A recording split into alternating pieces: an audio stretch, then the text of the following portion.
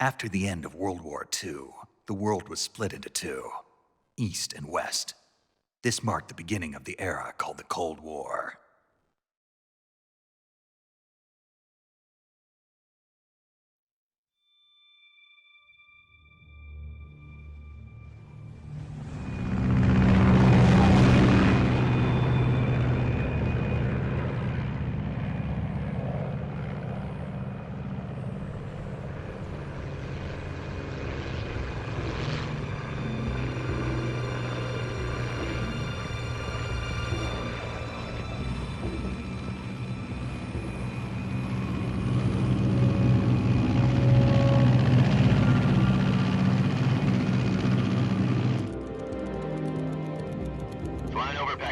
Altitude 30,000 feet. Approaching Soviet airspace. 20 minutes to drop off. Commencing internal depressurization. Equipment check. Arm main parachute. All right. You ready to go? Drop zone still showing a high pressure mass. Cav okay. Good. We've got high visibility.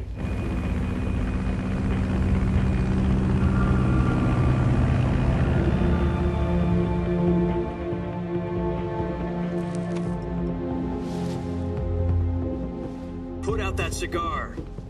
Connecting oxygen hose to interior connector. Put on your mask.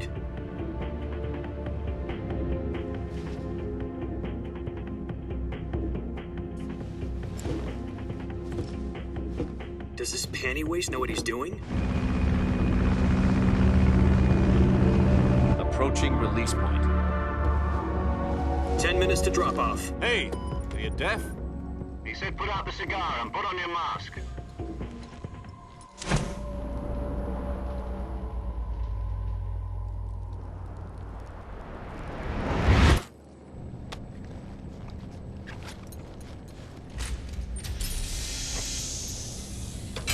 Depressurization complete. Checking oxygen supply. 6 minutes to drop off. Opening rear hatch.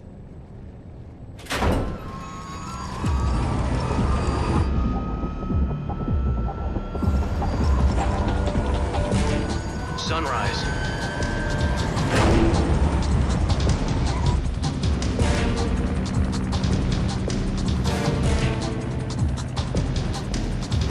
External temperature minus 46 degrees Celsius. 2 minutes to drop off. Stand up. You'll be falling at 130 miles per hour. Try not to get frostbite from the wind chill. 1 minute to drop off. Move to the rear. Activate bailout bottle. This is one for the history books. The world's first halo jump. 10 seconds to drop off. Stand by. Status okay. All green. Prepare for drop off. Countdown. 5, 4, 3, 2, 1. Spread your wings And fly. God be with you.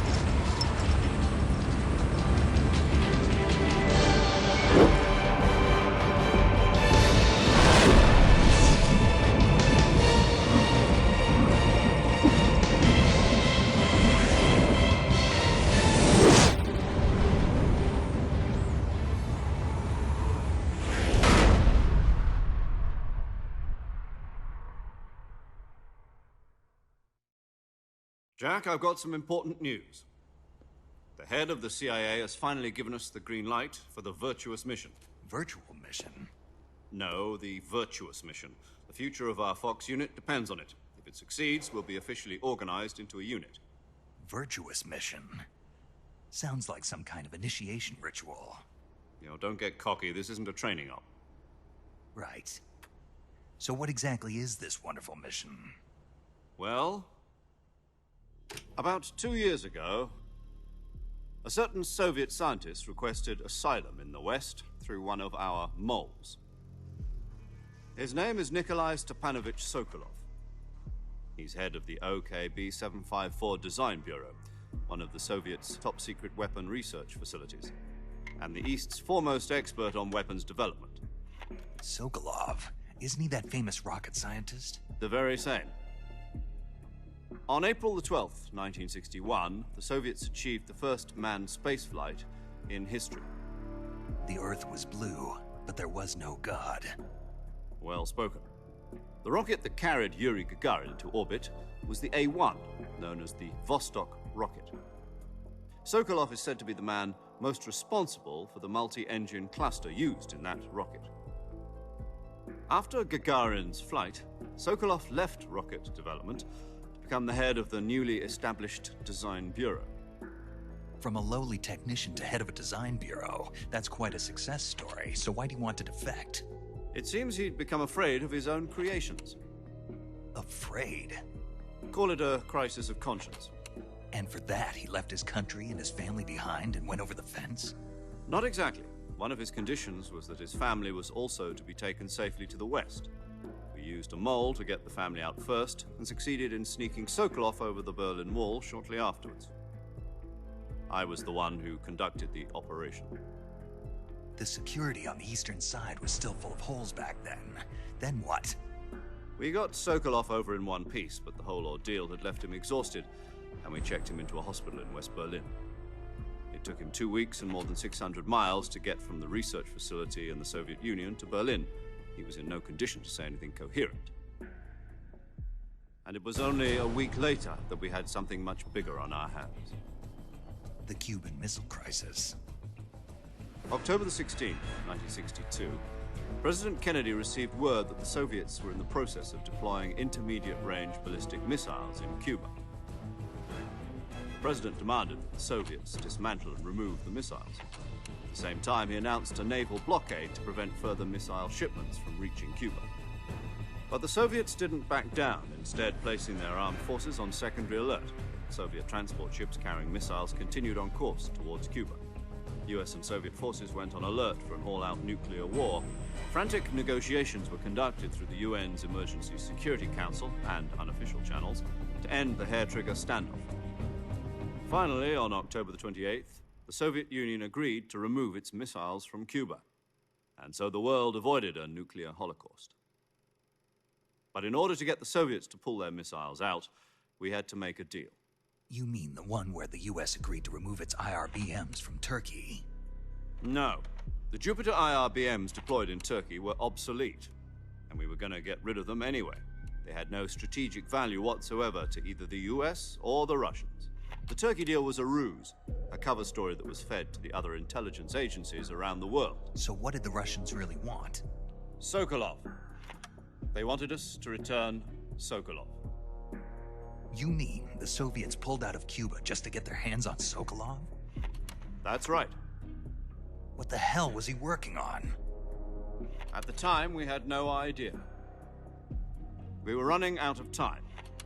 It was either give up Sokolov or risk full-scale nuclear war. In the end, we had no choice. President Kennedy gave in to Khrushchev's demand. The next day, I got Sokolov out of the hospital, handing him over to agents on the eastern side. Sokolov kept on screaming, "Save me," until he disappeared from my sight. Then a month ago, we received some new information from one of our moles. About Sokolov? Yes. He was taken back to the research facility and forced to continue working on the weapon in question under KGB supervision. What's more, it's on the verge of completion. So what kind of weapon is it? Something to do with space rockets? No, missiles. Same technology.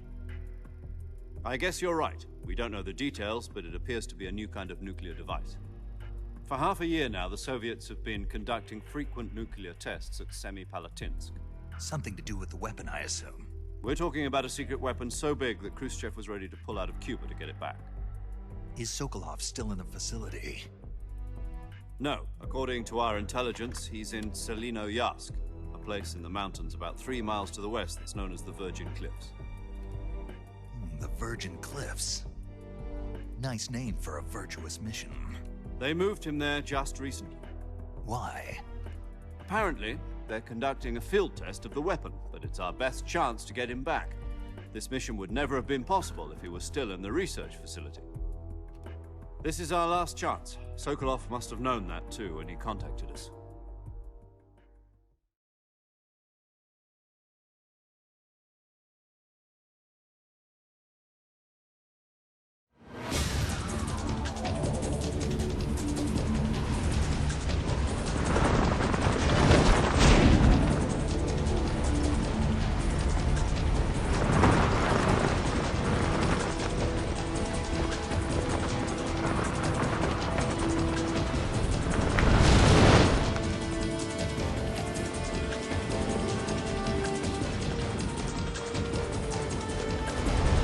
Listen up, Jack. Your mission is to infiltrate Selino Yask in the Soviet mountains, ensure the safety of Sokolov, and bring him back to the West.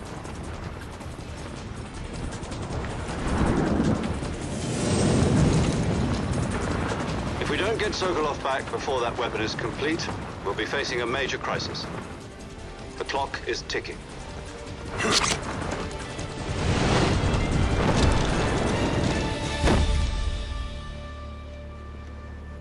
Once we've confirmed the rescue of Sokolov, stand by at the recovery point. A recovery balloon will be dropped at that point. Helium will be pumped into the balloon to inflate it. The process takes about 20 minutes. Once it's complete, the gunship's arm will latch onto the balloon and pull it up. The Fulton surface-to-air recovery system. I'm familiar with the theory. Take it easy. It's been combat-proven. Do you think Sokolov is up to it?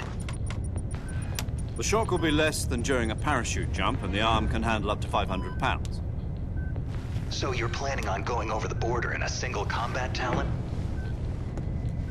She's equipped with two 6-barrel 20mm Vulcan cannons, as well as two 40mm machine guns.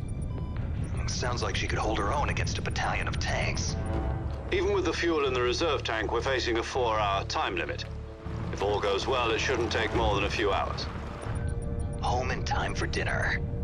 But if anything goes wrong, you'll be eating dinner, breakfast, and all the rest of your meals in the jungle.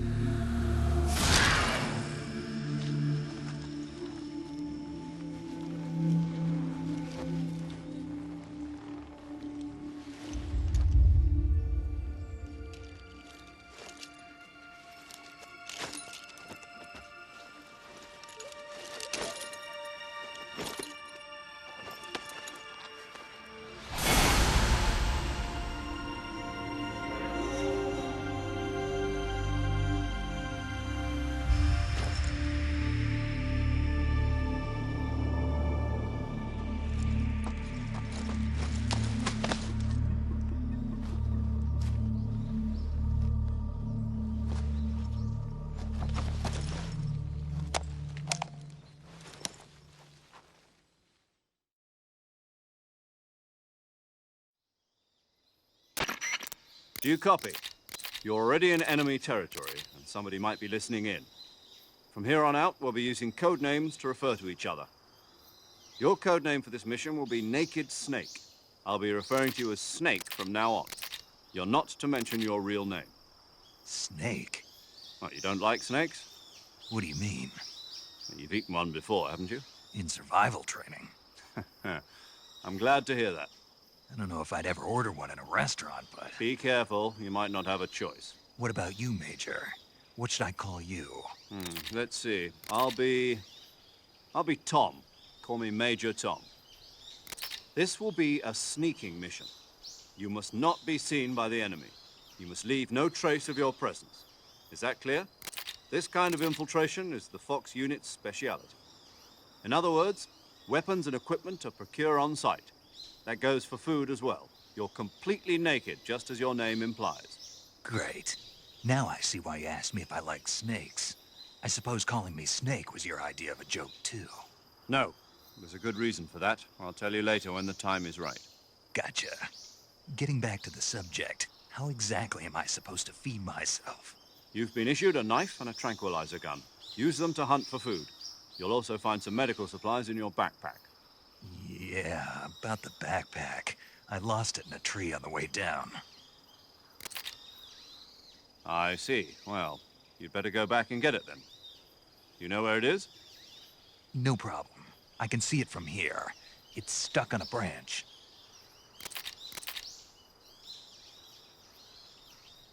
To climb a tree, stand in front of a tree that's covered in ivy and press the action button. I'll be monitoring your progress over the radio. We can't risk violating Soviet airspace, but I'll be in the gunship. My frequency is 140.85. I'll give you a call if I need to talk to you. If you need to talk to me, use the send function. Okay, Snake, go get your backpack.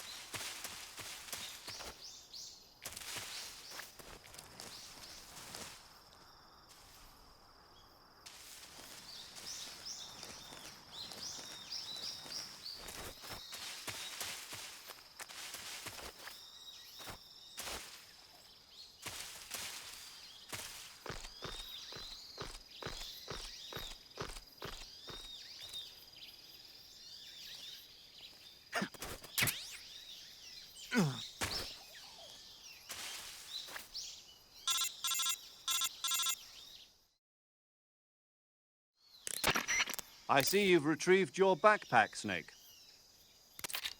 To equip a weapon, it's necessary to take it out of your backpack. In the survival viewer, choose Weapon from the backpack. Your available weapons will be displayed in a window in the upper left. From that list, choose the weapon you want to equip and press the Enter button. For other equipped items, just do the same thing from Item. Got it. Use the survival viewer backpack. Yep, that's right. Survival is fundamental to this mission. After you've been out in the field for a while, your stamina will start to drop. If your stamina gets too low, it'll affect your performance. You won't be able to shoot accurately, for example, and your wounds won't heal as smoothly. Keep an eye on your stamina so you don't run out. To recover lost stamina, you can hunt for local flora and fauna. You can use either your tranquilizer gun or your knife to hunt. My only weapon is a Mark 22 Hush Puppy tranquilizer gun? That's right. It's been fitted with its own suppressor. However, the suppressor will deteriorate every time you fire. Once its durability reaches 0, the noise suppression effect will be gone. So don't get too trigger-happy with it. The suppressor's durability is shown in the icon. Any weapons and equipment beyond what you're carrying now, you'll have to find as you go. I have to find my own weapons and equipment? Whose crazy idea was this anyway? Solo covert actions are standard Fox operating procedure. You can't leave any traces of your presence. No weapons, equipment, footprints, sweat, or bodily waste. The same goes for bullets and cartridges, too. Your presence in enemy territory is already a violation of international conventions of warfare. There aren't supposed to be any American soldiers in Russia. It could spark an international incident. You can't let anyone see you. You can't let the enemy know you're there. This is a stealth mission. You're a ghost, Snake, in every sense of the word. And there'll be no rescue if you're captured. The military and US government will deny any involvement in the affair. Then I'll just have to take care of myself, huh? I'm afraid so. You've been given a fake death pill for that purpose. SIS guidelines stipulate that soldiers on covert ops like this one be issued a potassium cyanide capsule. Tape it to your body so you can take it when you need to. How generous of you. Use it if you're taken prisoner by the enemy. It'll send you into a state of false death for a short time. Fooling them into thinking that I'm really dead. So, how do I come back to life? Just take the revival pill. You mean that thing they put in my tooth before the mission? That's the one. But be careful. If you remain in a state of false death for too long, nothing will be able to bring you back. Remember that. I'll keep it in mind. You said this was a solo mission, right? Right. I guess that means I can't count on any reinforcements. Correct. The mission rests entirely in your hands. A real one-man army. Relax. There's a support team ready to back you up over the radio. Who? I'll introduce them to you. This time, survival is of utmost importance. The first member of the support team will be in charge of monitoring your physical condition, acting as a medic, so to speak, as well as recording your mission data. She's a member of Fox as well, and she's here on the gunship with me. She? Hello, Snake. I'm paramedic. Nice to meet you. Paramedic. As in a medic who comes in by parachute. Aren't you going to tell me your real name? Are you going to tell me yours, Mr. Snake? My name, huh?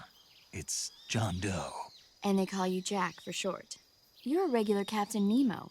A name means nothing on the battlefield. After a week, no one has a name. What's your name? Jane Doe. Very funny. I wasn't joking, but I'll tell you my name only if you manage to make it back alive. My frequency is 145.73. She's also in charge of recording your mission data. Whenever you want to save, send a message over the reserved save frequency, 140.96. So saving lets me record my mission data. That's right. It also records the state of your health. Good to know. There's one more person I want to introduce you to, Snake. Huh? Speaking of snakes, you remember the boss, don't you? A legendary soldier and your mentor. Actually, it was the boss that got the DCI's authorization in the first place. She's going to be serving as Fox's mission advisor. The boss is? She also helped me plan this mission.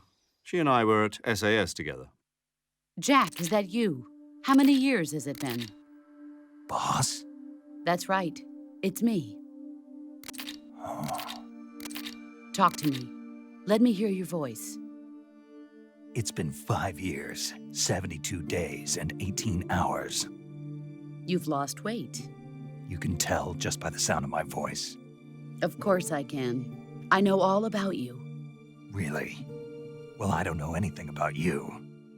What's that supposed to mean? Why'd you disappear on me all of a sudden? I was on a top-secret mission. You didn't need me anymore. But there were still so many things I wanted you to teach me. No, I taught you everything you needed to know about fighting techniques. I taught you all I could. The rest you needed to learn on your own. Techniques, sure. But what about how to think like a soldier? How to think like a soldier? I can't teach you that. A soldier needs to be strong in spirit, body, and technique. And the only thing you can learn from someone else is technique.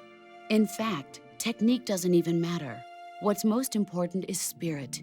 Spirit and body are like two sides of a single coin. They're the same thing. I can't teach you how to think. You'll just have to figure it out for yourself. Listen to me, Jack. Just because soldiers are on the same side right now doesn't mean they always will be. Having personal feelings about your comrades is one of the worst sins you can commit. Politics determine who you face on the battlefield. And politics are a living thing. They change along with the times. Yesterday's good might be tomorrow's evil. Is that why you abandoned me? No, it had nothing to do with you. I already told you, Jack. I was on a top-secret mission. A soldier has to follow whatever orders he's given. It's not his place to question why. But you're looking for a reason to fight. You're a natural-born fighter, but you're not quite a soldier. A soldier is a political tool, nothing more. That's doubly true if he's a career soldier. Right and wrong have no place in his mission. He has no enemies and no friends. Only the mission. You follow the orders you're given. That's what being a soldier is. I do whatever I have to get the job done. I don't think about politics. That's not the same thing. Sooner or later, your conscience is going to bother you. In the end, you have to choose whether you're going to live as a soldier or just another man with a gun. There's a saying in the Orient, loyalty to the end. Do you know what it means? Being patriotic. It means devoting yourself to your country. I follow the president and the top brass. I'm ready to die for them if necessary. The president and the top brass won't be there forever. Once their terms are up, others will take their place. I follow the will of the leader, no matter who's in charge. People aren't the ones who dictate the missions. Then who does? The times. People's values change over time, and so do the leaders of a country. So there's no such thing as an enemy in absolute terms. The enemies we fight are only enemies in relative terms, constantly changing with the times. As long as we have loyalty to the end, there's no point in believing in anything, even in those we love. And that's the way a soldier's supposed to think? The only thing we can believe in with absolute certainty is the mission, Jack. All right, but do me a favor. What is it? Call me Snake. Snake. Oh, right. Your codename is Snake. It suits you well. That's right. The legendary unit that the boss put together during World War II was a snake. The Cobra unit, a group of heroes that brought the war to an end and saved the world. As long as you've got a legendary hero backing you up, you'll be fine. Isn't that right, Snake? Yeah, I can't think of anyone else I'd rather have with me. Oh, and one more thing, boss. Yes? It's good to hear your voice again. Same here. After all, who knows if either of us will make it out alive? Snake, you are always best at urban warfare and infiltrating buildings. But this is the jungle. Survival is going to be key. Those CQC techniques I taught you are sure to come in handy. CQC? Close quarters combat, huh? I've been in the Green Berets for the past few years. I'm probably pretty rusty. Not to worry. I'll be here to help you remember. After all, this is your first actual survival mission. I'll be supporting you over the radio. Where are you, boss? Next to the major? The boss is communicating with us by radio from aboard a Permit-class submarine in the Arctic Ocean. My frequency is 141.80. Call me if you need my advice on battle techniques. Gotcha. Your mission is to retrieve Dr. Sokolov. Dr. Sokolov is being held in an abandoned factory located to the north of your current position. Avoid heavy combat and don't let anyone see you. Don't forget that this is a stealth mission.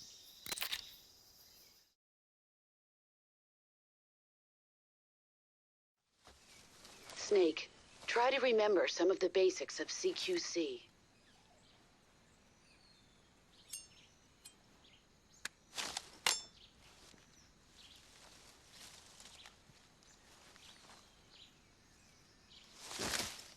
Commencing virtuous mission now.